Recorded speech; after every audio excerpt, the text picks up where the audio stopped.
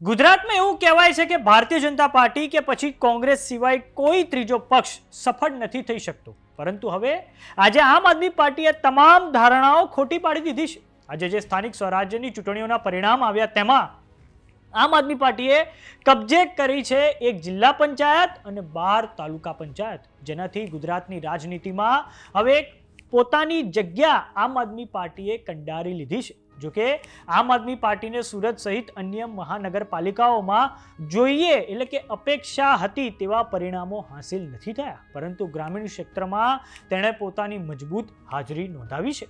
તો આવો જાણીએ સમાચાર વિસ્તારથી। નમસ્કાર, જમાવટ સાથે હું છું પાર્થ।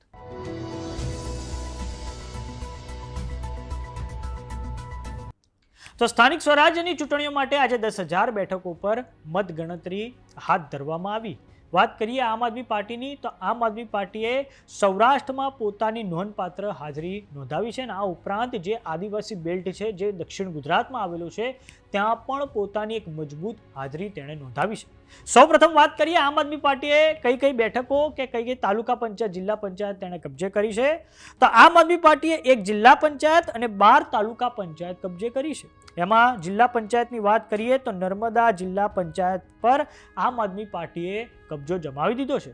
આ નર્મદા જિલ્લા પંચાયતમાં ડેડિયાપાડાના ધારાસભ્ય ચૈતર વસાવાએ મહેનત કરી હતી અને આ કારણે હવે આમ આદમી પાર્ટીને આ પરિણામ મળ્યું છે। વાત કરીએ આમ આદમી પાર્ટી દ્વારા કઈ 12 તાલુકા પંચાયતોમાં વિજય હાંસિલ કરવામાં આવ્યો છે, તો પહેલી છે ડેડિયાપાડા, ચિકદા, ગરુડેશ્વર, વાલિયા, બગસરા અમરેલીમાં આવ્યું છે, લાલપુર, જુનાગઢ, પોશીના, વિસાવદર, સાગબારા, છોટાઉદેપુર અને ક્વાંટ, આ 12 તાલુકા પંચાયતો આમ આદમી પાર્ટીએ કબજે કરી છે। અને આમ આદમી પાર્ટીએ સૌરાષ્ટ્રના જે પોકેટ વિસ્તારો છે ત્યાં પોતાની હાજરી નોંધાવી છે અને આપણે એ પણ જણાવી દઈએ કે સૌરાષ્ટ્રમાં હવે એણે કોંગ્રેસની જગ્યા પણ હવે મેળવી લીધી છે।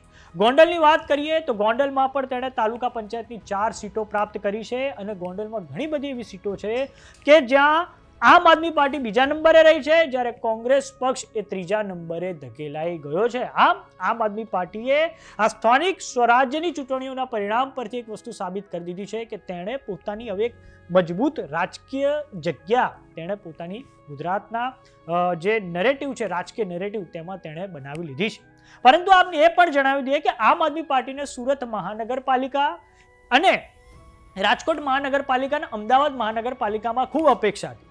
એમાં પણ સુરત મનપામાં તેમને ખૂબ અપેક્ષા હતી, કેમ કે 2021ની સ્થાનિક સ્વરાજ્યની ચૂંટણીઓમાં સુરતમાં આમ આદમી પાર્ટીને 27 બેઠકો હાંસિલ થઈ હતી અને આ વખતે એમને અપેક્ષા હતી એમના નેતા ખાસ કરીને મનોજ સોરઠિયાને કે આમ આદમી પાર્ટીનો મેયર બનશે, પરંતુ આ વખતે એવું નથી થયું। સુરત મનપામાં આમ આદમી પાર્ટીની જે સ્થિતિ છે હવે ખૂબ ખરાબ થઈ છે અને સુરતમાં તેમને અપેક્ષાકૃત પરિણામ હાંસિલ નથી થયા।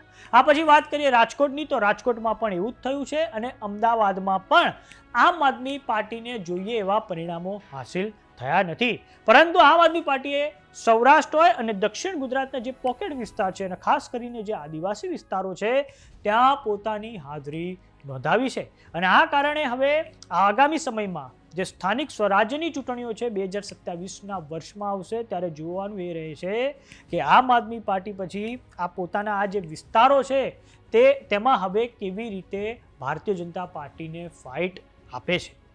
તો સમાચારોમાં અત્યારે બસ આટલું। જોતા રહો જમાવટ। જો તમામને યુટ્યુબ પર જોઈ રહ્યા તો સબસ્ક્રાઇબ કરો, જો તમામને ફેસબુક પર જોઈ રહ્યા તો ફોલો કરો, સાથે જ અમારી વોટ્સએપ ચેનલ આવી ગઈ છે, જોઈન કરવાનું ના ભૂલતા। નમસ્કાર।